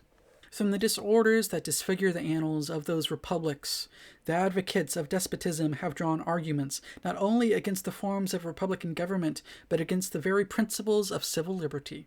They have decried all free governments as inconsistent with the order of society, and have indulged themselves in malicious exultation over its friends and partisans. Happily for mankind, stupendous fabrics reared on the basis of liberty, which have flourished for ages, have in a few glorious instances refuted their gloomy sophisms. And I trust America will be the broad and solid foundation of other edifices not less magnificent, which will be equally permanent monuments of their errors. But it is not to be denied that the portraits they have sketched of republican government were two just copies of the originals from which they were taken. If it had been found impracticable to have devised models of a more perfect structure, the enlightened friends to liberty would have been obliged to abandon the cause of that species of government as indefensible. The science of politics, however, like most other sciences, has received great improvement. The efficacy of various principles is now well understood, which were either not known at all or imperfectly known to the ancients. The regular distribution of power into distinct departments, the introduction of legislative balances and checks, the institution of courts composed of judges holding their offices during good behavior, the representation of the people in the legislature by deputies of their own election, these are wholly new discoveries, or have made their principal progress towards perfection in modern times. They are means, and powerful means, by whence the excellences of republican government may be retained and its imperfections lessened or avoided. To this catalogue of circumstances that tend to the amelioration of popular systems of civil government, I shall venture, however novel it may appear to some, to add one more, on a principle which has been made the foundation of an objection to the new Constitution. I mean the enlargement of the orbit within such systems are to revolve, either in respect to the dimensions of a single state, or to the consolidation of several smaller states into one great confederacy. The latter is that which immediately concerns the object under consideration. It will, however, be of use to examine the principle in its application to a single state, which shall be attended to in another place. The utility of a confederacy, as well to suppress faction and to guard the internal tranquillity of states as to increase their external force and security, is in reality not a new idea. It has been practiced upon in different countries and ages, and has received the sanction of the most approved writers on the subject of politics. The opponents of the plan proposed have, with great assiduity, cited and circulated the observations of Montesquieu on the necessity of a contracted territory for republican government. But they seem not to have been apprised of the sentiments of that great man expressed in another part of his work, nor to have adverted to the consequences of the principle to which they subscribe with such ready acquiescence. When Montesquieu recommends a small extent for republics, the standards he had in view were of dimensions far short of the limits of almost every one of these states. Neither Virginia, Massachusetts, Pennsylvania, New York, North Carolina, nor Georgia can by any means be compared with the models from which he reasoned and to which the terms of his description apply.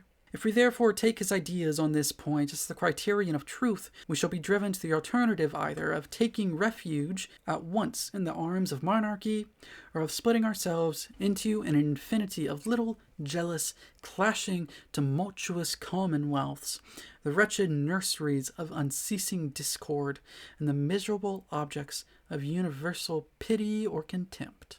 Some of the writers who have come forward on the other side of the question seem to have been aware of the dilemma, and have been bold enough to hint at the division of the larger states as a desirable thing. Such an infatuated policy, such a desperate expedient, might, by the multiplication of petty offices, answer the views of men who possess not qualifications to extend their influence beyond the narrow circles of personal intrigue. but it could never promote the greatness or happiness of the people of America. Referring the examination of the principle itself to another place, as has been already mentioned, it will be sufficient to remark here that, in the sense of the author who has been most emphatically quoted upon the occasion, it would only dictate a reduction of the size of the more considerable members of the Union, but would not militate against their being all comprehended in one Confederate government. And this is the true question, in the discussion of which we are at present interested. So far, the suggestions of Montesquieu from standing in opposition to a general union of the states that he explicitly treats of a Confederate Republic as the expedient for extending the sphere of popular government and reconciling the advantages of monarchy with those of republicanism. It is very probable, says he, that mankind would have been obliged at length to live constantly under the government of a single person had they not contrived a kind of constitution that has all the internal advantages of a republican together with the external force of a monarchical government. I mean a confederate republic. This form of government is a convention by which several smaller states agree to become members of a larger one, which they intend to form. It is a kind of assemblage of societies that constitute a new one, capable of increasing by means of new associations, till they arrive to such a degree of power as to be able to provide for the security of the united body. A republic of this kind, able to withstand an external force, may support itself without any internal corruptions.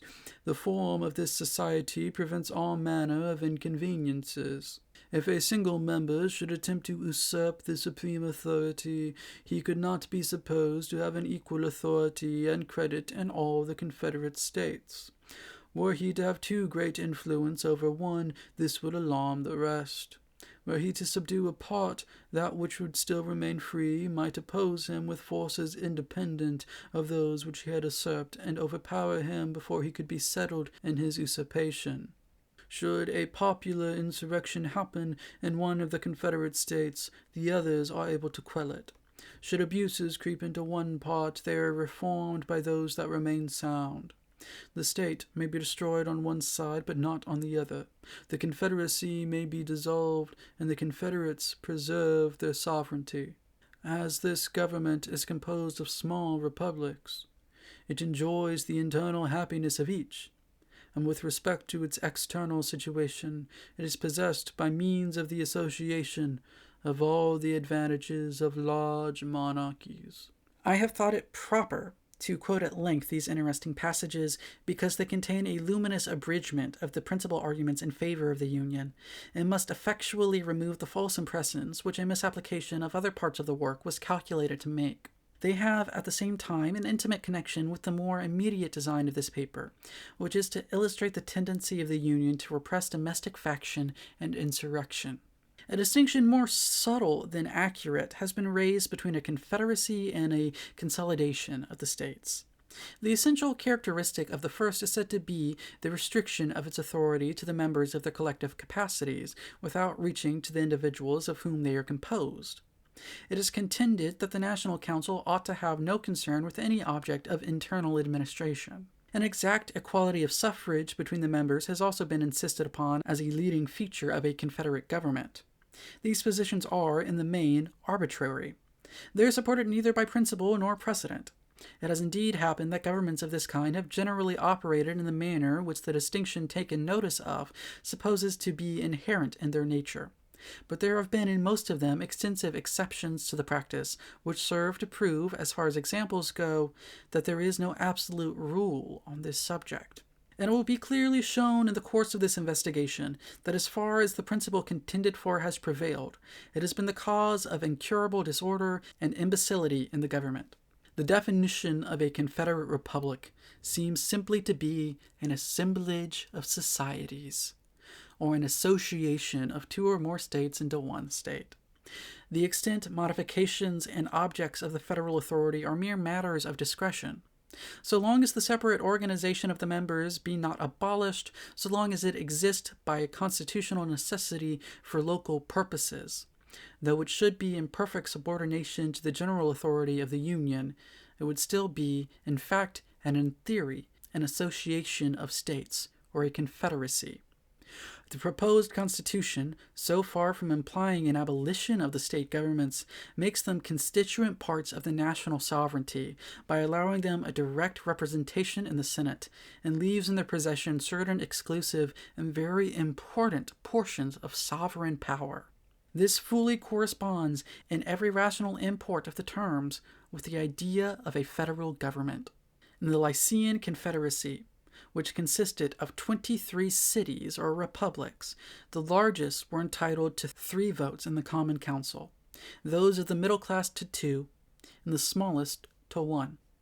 The Common Council had the appointment of all the judges and magistrates to the respective cities. This was certainly the most delicate species of interference in their internal administration. For if there be anything that seems exclusively appropriated to the local jurisdictions, it is the appointment of their own officers. Yet Montesquieu, speaking of this association, says, "Were I to give a model of an excellent confederate republic, it would be that of Lycia." Thus, we perceive that the distinctions insisted upon were not within the contemplation of this enlightened civilian, and we shall be led to conclude that they are the novel refinements of an erroneous theory. Federalist number 10. The same subject continued. The Union as a safeguard against domestic faction and insurrection, by James Madison. To the people of the state of New York. Among the numerous advantages promised by a well-constructed union, none deserves to be more accurately developed than its tendency to break and control the violence of faction. The friend of popular governments never finds himself so much alarmed for their character and fate as when he contemplates their propensity to this dangerous vice. He will not fail, therefore, to set a due value on any plan which, without violating the principles to which he is attached, provides a proper cure for it. The instability, injustice, and confusion introduced into the public councils have, in truth, been the mortal diseases under which popular governments have everywhere perished, as they continue to be the favorite and fruitful topics from which the adversaries to liberty derive their most specious declamations. The valuable improvements made by the American constitutions on the popular models, both ancient and modern, cannot certainly be too much admired, but it would be an unwarrantable partiality to contend that they have as effectually obviated the danger on this side as was wished and expected. Complaints are everywhere heard from our most considerate and virtuous citizens, equally the friends of public and private faith, and of public and personal liberty, that our governments are too unstable, that the public good is disregarded in the conflicts of rival parties, and that the measures are too often decided, not according to the rules of justice and the rights of the minor party, but by the superior force of an interested and overbearing majority. However anxiously we may wish that these complaints had no foundation, the evidence of known facts will not permit us to deny that they are in some degree true. It will be found, indeed, on a candid review of our situation, that some of the distresses under which we labor have been erroneously charged on the operation of our governments. But it will be found, at the same time, that other causes will not alone account for many of our heaviest misfortunes, and particularly for that prevailing and increasing distrust of public engagements and alarm for private rights which are echoed from one end of the continent to the other.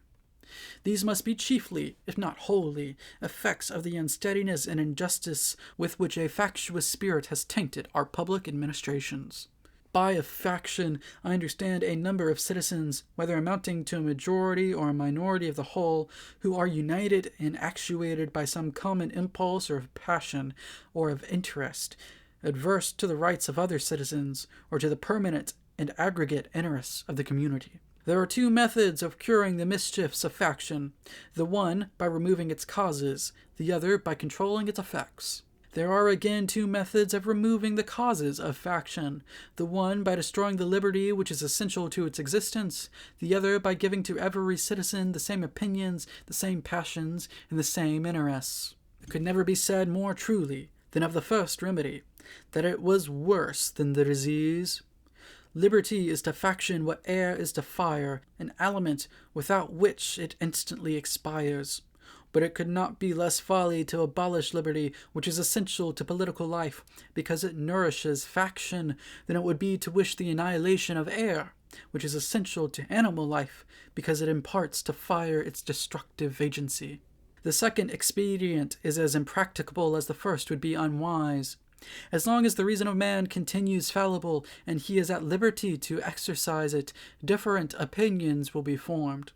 As long as the connection subsists between his reason and his self-love, his opinions and his passions will have a reciprocal influence on each other, and the former will be objects to which the latter will attach themselves. The diversity in the faculties of men from which the rights of property originate is not less an insuperable obstacle to a uniformity of interests. The protection of these faculties is the first object of government. From the protection of different and unequal faculties of acquiring property, the possession of different degrees and kinds of property immediately results, and from the influence of these on the sentiments and views of the respective proprietors ensues the division of the society into different interests and parties. The latent causes of faction are thus sown in the nature of man, and we see them everywhere brought into different degrees of activity, according to the different circumstances of civil society. A zeal for different opinions concerning religion, concerning government, and many other points, as well of speculation as of practice, an attachment to different leaders ambitiously contending for preeminence and power, or to persons of other descriptions whose fortunes have been interesting to the human passions, have, in turn, divided mankind into parties, inflamed them with mutual animosity, and rendered them much more disposed to vex and oppress each other than to cooperate for their common good. So strong is this propensity of mankind to fall into mutual animosities that where no substantial occasion presents itself, the most frivolous and fanciful distinctions have been sufficient to kindle their unfriendly passions and excite their most violent conflicts. But the most common and durable source of factions has been the various and unequal distribution of property. Those who hold and those who are without property have ever formed distinct interests in society. Those who are creditors and those who are debtors fall under a like discrimination. A landed interest, a manufacturing interest, a mercantile interest, a moneyed interest, with many lesser interests, grow up of necessity in civilized nations and divide them into different classes, actuated by different sentiments and views. The regulation of these various and interfering interests forms the principal task of modern legislation, and involves the spirit of party and faction in the necessary and ordinary operations of the government. No man is allowed to be a judge in his own cause, because his interest would certainly bias his judgment, and not improbably corrupt his integrity. With equal, nay, with greater reason, a body of men are unfit to be both judges and parties at the same time. Yet what are many of the most important acts of legislation but so many judicial determinations, not indeed concerning the rights of single persons, but concerning the rights of large bodies of citizens? And what are the different classes of legislators but advocates and parties to the causes which they determine? As a law proposed concerning private debts, it is a question to which the creditors are parties on one side and the debtors on the other. Justice ought to hold the balance between them, yet the parties are and must be themselves the judges, and the most numerous party, or in other words, the most powerful faction, must be expected to prevail. Shall domestic manufacturers be encouraged, and in what degree, by restrictions on foreign manufacturers? Are questions which would be differently decided by the landed and the manufacturing classes, and probably by neither, with a sole regard to justice and the public good.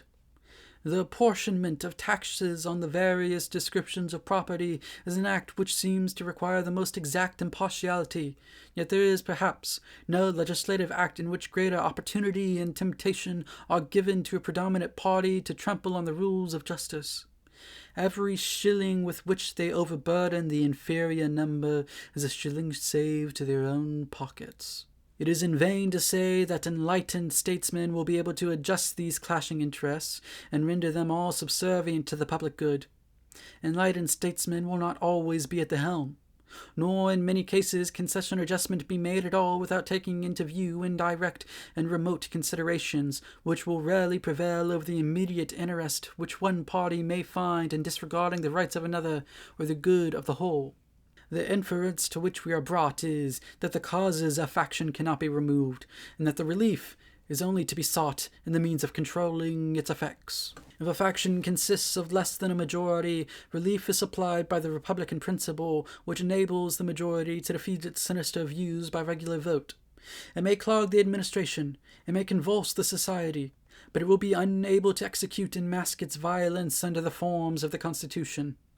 When a majority is included in a faction, the form of popular government, on the other hand, enables it to sacrifice its ruling passion or interest, both the public good and the rights of other citizens. To secure the public good and private rights against the danger of such a faction, and at the same time to preserve the spirit and the form of popular government, is then the great object to which our inquiries are directed. Let me add that it is the great desideratum by which this form of government can be rescued from the opprobrium under which it has so long labored, and be recommended to the esteem and adoption of mankind. By what means is this object attainable? Evidently by one of two only. Either the existence of the same passion or interest in a majority at the same time must be prevented, or the majority, having such coexistent passion or interest, must be rendered by their number and local situation unable to concert and carry into effect schemes of oppression. If the impulse and the opportunity be suffered to coincide, we well know that neither moral nor religious motives can be relied on as an adequate control.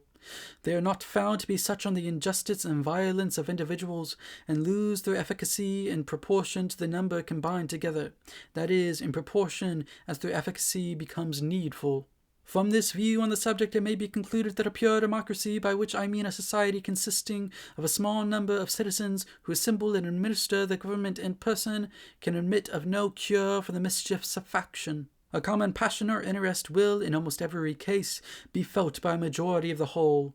A communication and concert result from the form of government itself, and there is nothing to check the inducements to sacrifice the weaker party or an obnoxious individual. Hence it is that such democracies have ever been spectacles of turbulence and contention, have ever been found incompatible with personal security or the rights of property, and have in general been as short in their lives as they have been violent in their deaths. Theoretic politicians who have patronized this species of government have erroneously supposed that by reducing mankind to a perfect equality in their political rights they would, at the same time, be perfectly equalized and assimilated in their possessions, their opinions, and their passions.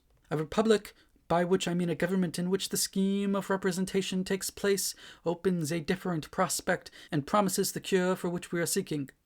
Let us examine the points in which it varies from a pure democracy, and we shall comprehend both the nature of the cure and the efficacy which it must derive from the union.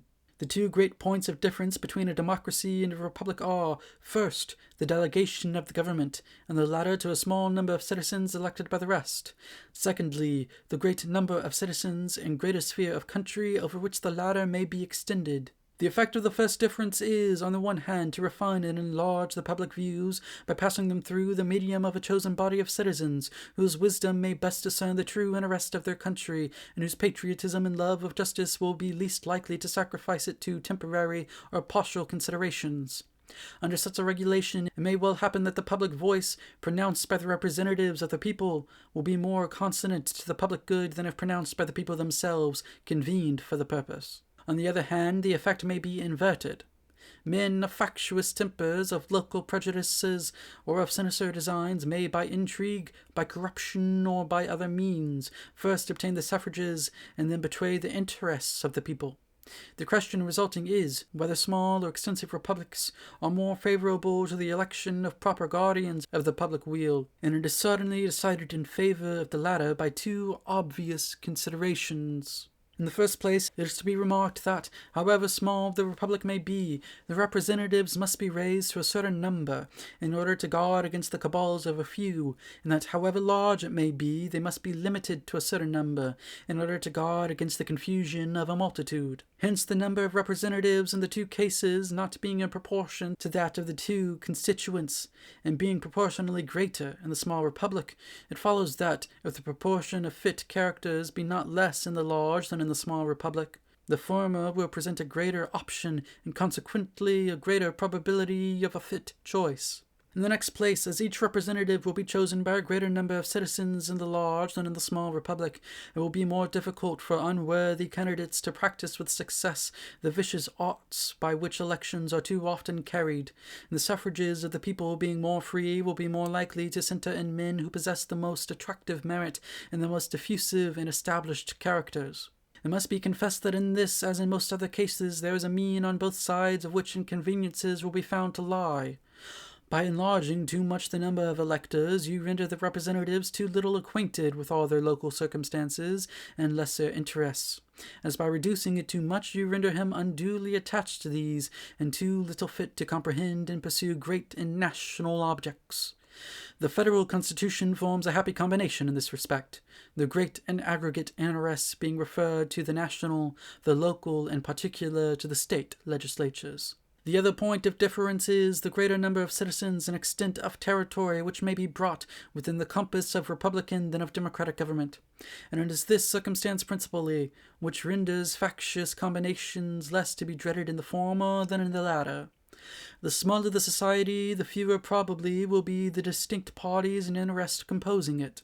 The fewer the distinct parties and interests, the more frequently will the majority be found of the same party, and the smaller the number of individuals composing a majority, and the smaller the compass within which they are placed, the more easily they will concert and execute their plans of oppression. Extend the sphere, and you will take in a greater variety of parties and interests, and you make it less probable that a majority of the whole will have a common motive to invade the rights of other citizens.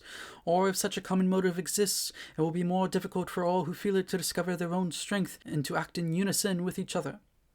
Besides other impediments, it may be remarked that, where there is a consciousness of unjust or dishonorable purposes, communication is always checked by distrust in proportion to the number whose concurrence is necessary.